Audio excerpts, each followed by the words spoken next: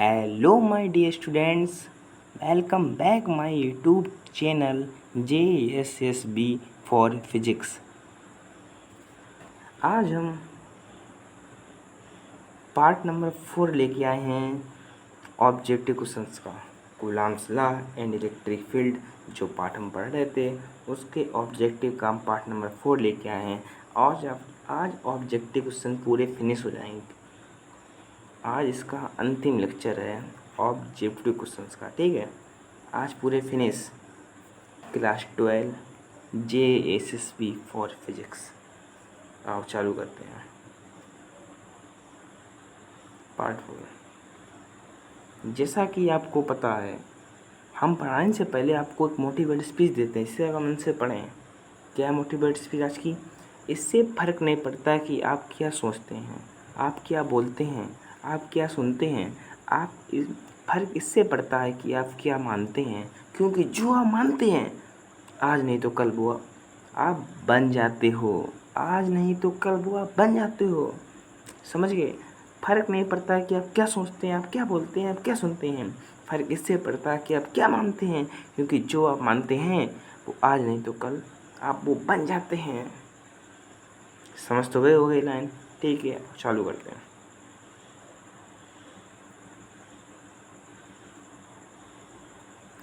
वैद्युत क्षेत्र E vector व पी वेक्टर, वैद्युत क्षेत्र ई वेक्टर पी वेक्टर आघूर्ण वाले द्विध्रुव पर लगने वाला बल आघूर्ण। क्या कह रहा है मुझसे पूछ क्या रहा है? सवाल पढ़ो, फिर से पढ़ो कि वैद्युत क्षेत्र ई वेक्टर पी वेक्टर आघूर्ण वाले द्विध्रुव पर लगने वाला बल आघूर्ण पूछ रहा है। बल आघूर्ण पूछ रहा है भाई। टाउ बराबर क्या होता है? PE sin theta. ये बल आघूर्ण का मुझे वेक्टर फॉर्म दिए गए हैं। आओ आगे देखते हैं, सोल्यूशन है इसका मेरे पास। हमने कहा टाउ बराबर PE sin थीटा, ले लो इसको। इलेक्ट्रिक डाइपोल वैद्युत द्विध्रुव एक वेक्टर क्वांटिटी है। It is a vector quantity. ये देखो, जो वेक्टर क्वांटिटी होती है उसे हम क्रॉस प्रोडक्ट कहते हैं। आपने वेक्टर वाला चैप्टर में पढ़ा होगा, नहीं पढ़ा है तो हम उसे पढ़ा देंगे। वेक्टर वाला फर्स्ट ईयर में पढ़ाएंगे, जल्दी चालू करेंगे। पहले ये पढ़ लेते हैं, ठीक है। इलेक्ट्रिक डाइपोल एक वेक्टर क्वांटिटी है। जो वेक्टर क्वांटिटी होती है उसे हम क्या कहते हैं? क्रॉस प्रोडक्ट कहते हैं। क्या कहते हैं? Cross product. तो वैद्युत पर लगने वाला बल क्या होगा? पी वेक्टर क्रॉस है तो बीच में क्रॉस होगा। स्केलर को हम डॉट कहते हैं, इसे हम क्रॉस कहते हैं, इसलिए क्रॉस है, ठीक है। और इसे हम इसे हम उल्टा लूप लिखते हैं, E vector cross P vector, तो माइनस चिन्ह लगाते हैं, ठीक है। अब देखो इतनी चीज़ समझ में आ गई। यहाँ पर देखो, हमने सवाल पढ़ा कि वैद्युत क्षेत्र ई वेक्टर में पी वेक्टर वाले द्विध्रुव आघूर्ण पर लगने वाला बल आघूर्ण टाउ क्या होगा, ठीक है। तो आपने सीधे कहा कि यार बल आघूर्ण यार वैद्युत द्विध्रुव एक वेक्टर क्वांटिटी है यार, तो PE sin थीटा इसका फॉर्मूला होता है। यदि इसको हम वेक्टर रूप लिखेंगे तो बीच में क्रॉस होगा, क्रॉस हमने क्रॉस प्रोडक्ट पढ़ा था। आपके माइंड में जवाब आएगा कि इन दोनों में क्रॉस लगा है। अब सही कौन सा है, गलत कौन सा है, ये भी क्वेश्चन आएगा। यदि आपको फार्मूला याद है कि टाउ बराबर क्या होता था? PE sin theta. टाउ बराबर PE sin थीटा, टाउ बराबर डी को फार्मूला याद है। आप समझ जाओगे कि P vector cross E vector होगा। सो ऑप्शन सी बी सही कर दोगे आप। अब जिसको फार्मूला नहीं पता वो कहेगा ये भी तो यार है यार, ई पहले करने की क्या दिक्कत है। आपको वेक्टर नियम पता है, इसे पहले करेंगे तो माइनस आ जाएगा, यहाँ पर ई पहले करेंगे तो माइनस आ जाएगा। तो आपको तो ये नियम पता है, मैंने बताया है, तो अब इसको याद रखना। आप सवाल को 80 में मत लेना, अरे मैंने आंसर याद कर लिया, इसको 2017 2011 आगे भी पूछा जाएगा, कोई इसकी लिमिट नहीं है। आगे आते हैं, ये देखिएगा, वैद्युत द्विध्रुव का आघूर्ण एक वेक्टर होता है। भाई सही बात है, मैंने बताया वेक्टर क्वांटिटी वेक्टर होता है जिसकी दिशा। अब बस एक टॉपिक किया ये कि वेक्टर होता क्या है। एक वेक्टर क्वांटिटी होती है, हिंदी में सदिश कहते हैं, सदिश। ये वे होते हैं जिनके पास मैग्नीट्यूड होता है, डायरेक्शन होता है, साथ ही साथ ये वेक्टर योग के नियमों का पालन भी करती हैं। हम लोग पढ़ते आए हैं 6 7 8 9 10 वेक्टर क्वांटिटी, वे राशि जिनमें मैग्नीट्यूड व डायरेक्शन होता है, पर किसी ने ये नहीं पढ़ाया कि जो वेक्टर योग के नियमों का पालन नहीं करती। पर हम लोग जो फर्स्ट ईयर में आए हैं, इंटर में आए हैं, तो उन्होंने धीरे पढ़ा इसको अब परिभाषा चेंज होगी। वेक्टर क्वांटिटी किसे कहते हैं, किसे कहते हैं कि वे राशि जो जिनके पास डायरेक्शन हो, मैग्नीट्यूड हो, साथ ही साथ वे वेक्टर योग के नियमों का पालन भी करें, वेक्टर योग के नियमों का पालन भी करें, उन्हें हम कहते हैं वेक्टर क्वांटिटी। अब वैद्युत ध्रुव का आवेश वेक्टर क्वांटिटी है, इसकी दिशा है।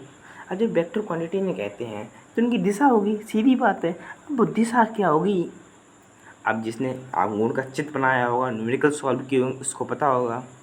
इसका ऑप्शन नंबर डी सही है। देखते हैं कैसे है। ये मैं चित्र लेके आया हूँ।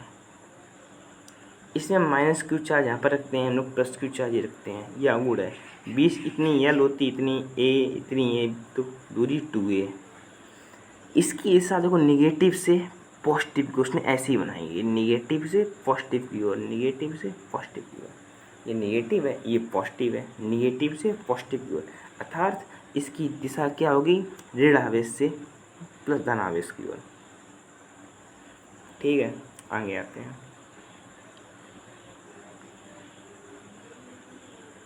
5 कूलाम आवेश के 2 बराबर विपरीत आवेशों के बीच की दूरी दे रहा है और वैद्युत ध्रुव आघूर्ण पूछा है। वैद्युत ध्रुव आघूर्ण P बराबर क्या होता है, वो होता है Q into 2L।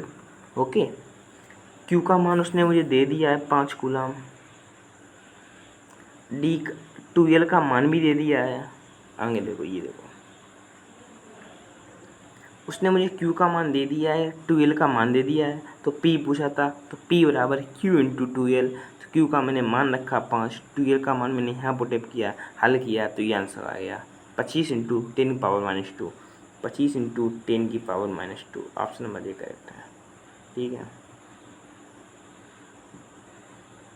Same to same again repeated सवाल, ओनली वैल्यू चेंज की उसने।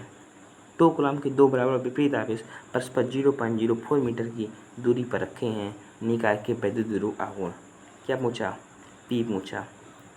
क्या दिशा पता, ऋण से धन की ओर। रुकना, थोड़ी इधर आई, इसमें ने शुरुआत से चालू करना पड़ेगा मुझे।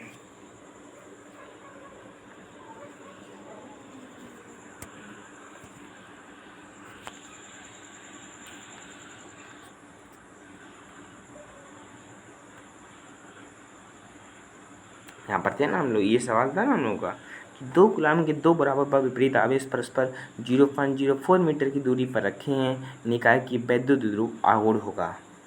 ये सवाल था ना, तो इधर आ गई थी बीच में, तो गलती के लिए खेद है। ठीक है, ये सवाल था, हम इसे सॉल्व कर रहे थे, तो मैंने इसमें Q का मान दिया गया है, 2L का मान दिया गया है, P पूछा था, तो P कैसे निकालेंगे।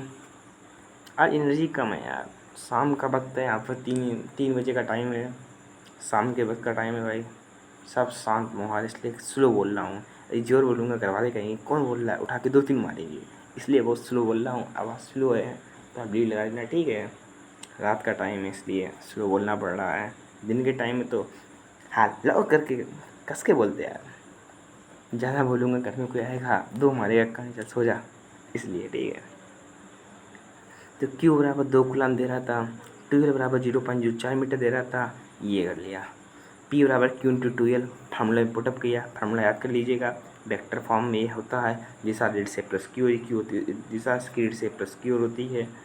ठीक है, P बराबर Q इंटू 2L, 2 गुणे 10 की पावर -4, 8 गुणे 10 की पावर -2 आ जाएगा। ठीक है, ये देखिएगा, क्या किसी वैद्युत ध्रुव के वैद्युत क्षेत्र की तीव्रता सुदूर बिंदुओं पर जिनकी दूरियां r अनुपाती होती है, सुदूर बिंदु जानते हैं, चलो आपको पूरा डिटेल में बताता हूँ इसके बारे में, पूरा डिटेल में। आइए यहाँ पर आइएगा,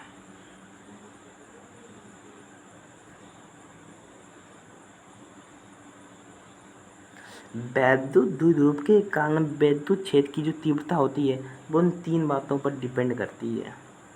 नंबर पहला एक्सियल, नंबर दूसरा इक्वेटोरियल, नंबर तीसरा एट एनी पॉइंट। ठीक है, मैंने क्या कहा, वैद्युत द्विध्रुव के कारण उत्पन्न वैद्युत क्षेत्र की जो तीव्रता है ये वो 3 बातों पर डिपेंड करती है। नंबर पहला अच्छी स्थिति, नंबर दूसरा निरक्षीय स्थिति, नंबर तीसरा किसी भी बिंदु पर। ओके, आपको पता होना चाहिए कि एक्सियल का फार्मूला क्या होता है। E बराबर 1/4π/0 2p/r/q, ये एक्सेल का फार्मूला होता है। इसमें जो ई होता है वो किसके है, 1/r/q के है। इसमें देखो ट्यूटोरियल में भी ई है, वो प्रोपोर्शनल है 1/r/q में। एट एनी पॉइंट में भी देखो ई है, वो प्रोपोर्शनल 1/r/q के है। इसमें भी देखो, अर्थात मैं कहना क्या चाह रहा हूँ कि एक्सियल पॉइंट और एक्सियल पोजीशन ले लो, चाहे ट्यूटोरियल ले लो, चाहे एट एनी पॉइंट ले लो, जो ई है वो क्या है, जो ई है वो इनवर्सली प्रोपोर्शनल 1/r/q के है। अर्थात जो सुदूर बिंदु पर होगा वो क्या होगा, वो 1/r/q के अनुक्रमानुपाती नहीं व्युत्क्रमानुपाती होगा, अनुक्रमानुपाती है। तो 1/r/q के अनुक्रमानुपाती होगा। देखो 1/r/q के अनुक्रमानुपाती होगा। ऑप्शन नंबर सी राइट है। आज का आखिरी क्वेश्चन है, छोटी वीडियो है इसलिए आराम से। एक टन के आवेश में द्रव्यमान का अनुपात पूछा है। आवेश द्रव्यमान, ये तो यार कॉमन क्वेश्चन है यार, ये सही है। मैंने गोला भी कर लिया था इसको जब मैं सॉल्व कर रहा था, सरल क्वेश्चन था इसलिए। क्या है देखो, आपको पता होगा एक टन का जो आवेश होता है, मैं बताता आया हूँ पूरे लेक्चर में, ये बताया आज, इतना तो याद होगा ना। द्रव्यमान भी नहीं बताया तो ये लिख लो 9.1 10⁻⁻31। ये देखो लाया सोल्यूशन भी इसका, और क्या चाहिए। एक इलेक्ट्रॉन पे इतना आवेश, इलेक्ट्रॉन पे द्रव्यमान मास, ठीक है, 9.1 × 10⁻⁻31 होता है, ये इतना होता है। ई चार्ज रेशियो पूछा था इसका, दोनों को डिवाइड कर दिया, दोनों को क्या कर दिया, डिवाइड कर दिया। तो ई चार्ज और मास दोनों जो डिवाइड करो, रेशियो कितना है 1.77 10⁻11, 1.77 10⁻11, यानी ऑप्शन नंबर ए राइट है। ठीक है, thanks for watching this video, please subscribe this channel. यार चैनल को सब्सक्राइब करो ना भाई, यार सब्सक्राइबर यार बढ़े यार, तो अच्छा लगता है। कमेंट हो तो अच्छा भी लगता है यार, व्यू भी कम मिल रहे हैं ना, कमेंट हो रही है ना, तो अच्छा नहीं लगता है। इतनी मेहनत करता हूँ, रात को जो देख के आपके लिए वीडियो बना रहा हूँ, उस वक्त घर में मैंने किसी को नहीं बताया। अभी बता दूँ 2 दिन तमाचे पड़ जाए मेरे, इसलिए अब यार कि आप लोगों के लिए कर रहा हूँ। ठीक है, फिर सोने जा रहा हूँ, मुझे भी नींद लगी है। Bye bye.